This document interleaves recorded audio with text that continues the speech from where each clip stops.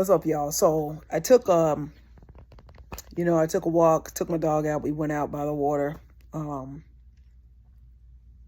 hung out a little bit or whatever, and it really just got me to thinking about a dream, right? Because the reality is that everybody has some sort of dream. It's just that everybody doesn't necessarily see it come to fruition. And so I was asking myself, so what's the difference between the folks that do and don't? And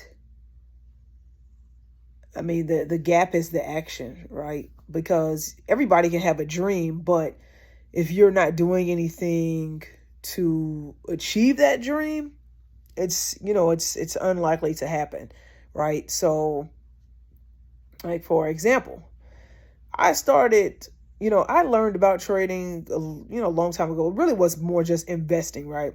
In college with stocks and stuff. Then I had learned something about options, but I never really got into it. And then later down the road, I got introduced to Forex and all that. And now, most recently trading futures. But my background is in aerospace engineering, guys. My background is in aerospace engineering. I went to school, Tuskegee University, 4.5 years, had an aerospace engineering degree, had a job before I ever left school, which is a great thing. Because there's a lot of folks now graduating that aren't, they don't have a job when they come out. And I was very fortunate, right? Very fortunate. And, I make this point to say, despite going to school for something that, heck, people glorify, like aerospace engineering, right? Because as soon as you say it, people are like, oh man, you're a rocket scientist, or you're this, you're that.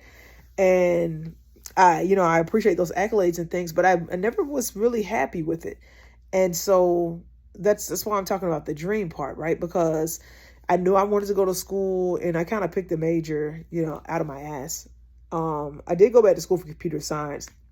And in all honesty, if I had known that computer science was an actual major when I was graduating high school, I would have done that, because I was really good at it in high school. I used to finish my programs and then go around and help everybody else, but nobody really talked to me about it. So it was it just kind of died right there, right? So,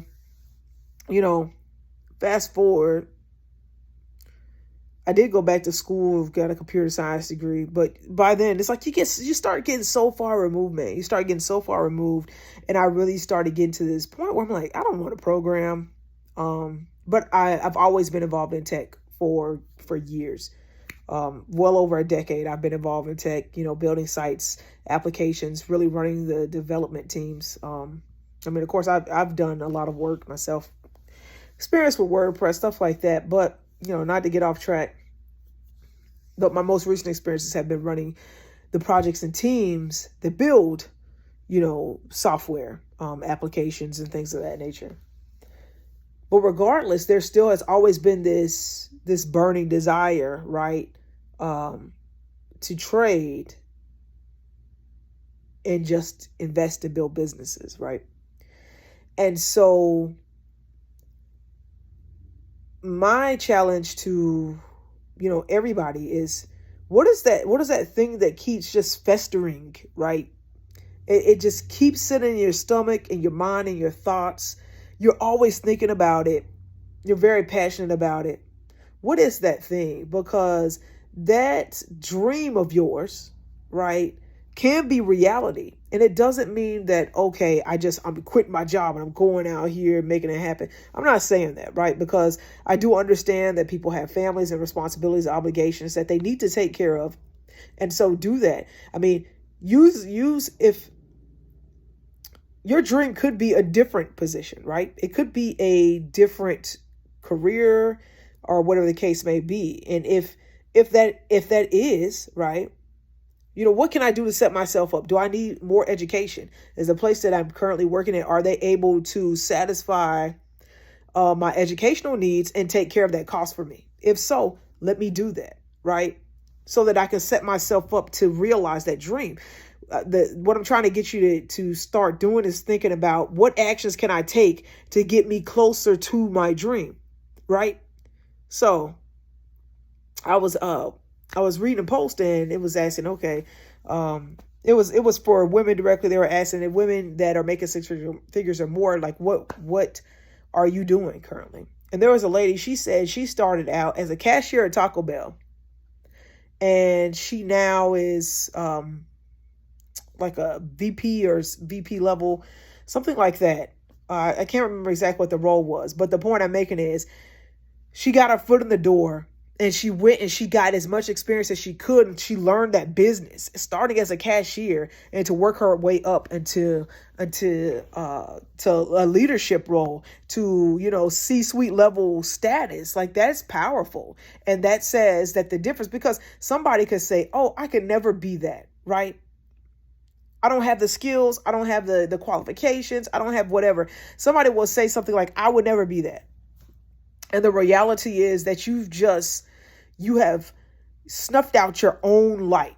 You have snuffed out your own fire. And that's awful. That is so awful. It's like the worst thing that you could do.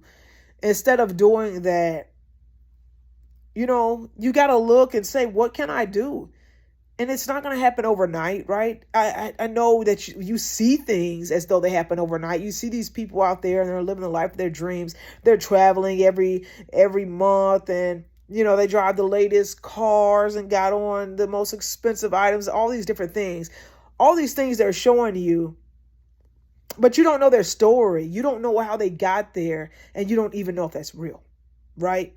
So let's not get caught up in that and feel like, oh, well, this has to happen for me like this. And if it doesn't, then I can't do it, right?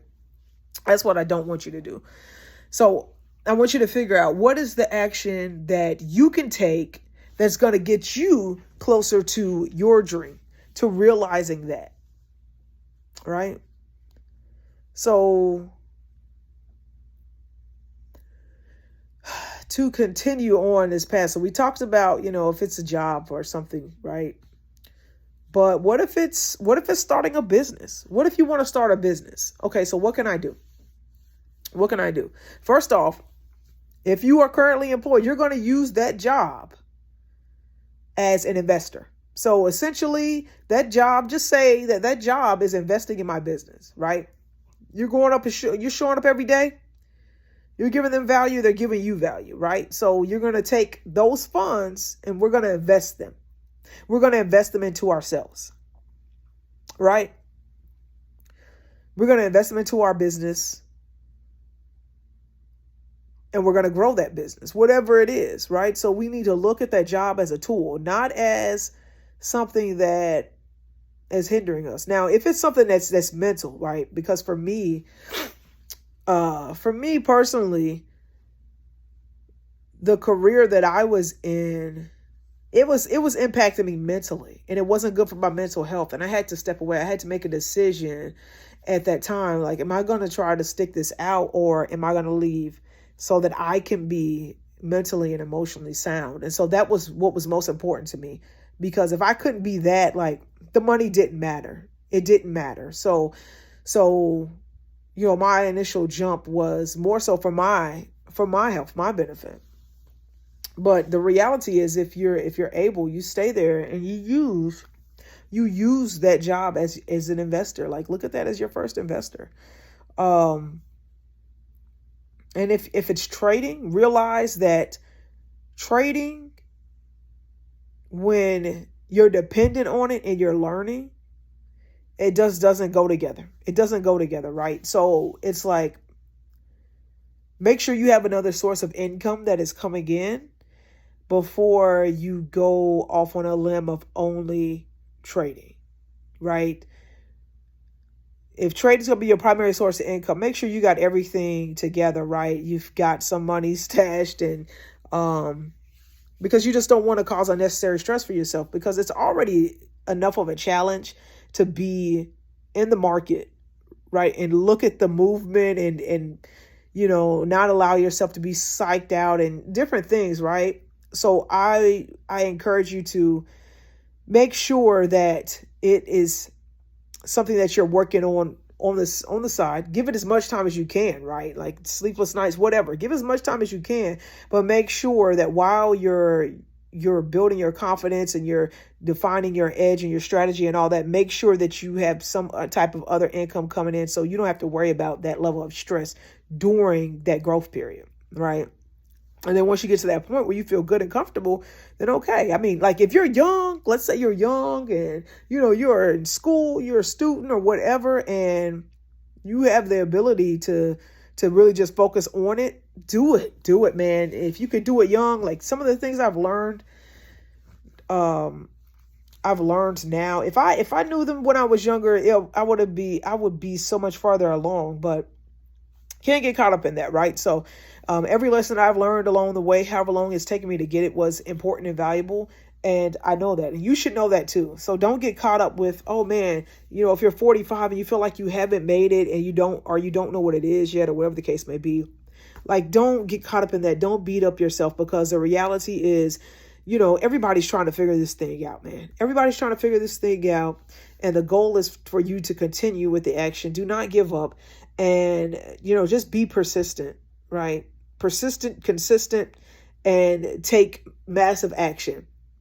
Like Grant Cardone talks about 10X, like it's just about action, man. That's all it is. And if you're doing something every day and it's valuable, you're not wasting time, you're going to be fine. You're going to be fine. Don't give up. Focus on the dream. Keep pushing. I just really had to drop that line because as I was looking out across the water, it just made me think, and I just wanted to share with you all. So, yeah. Don't let that dream go, y'all. Don't let them put that fire out. Keep going. You got this. I promise you.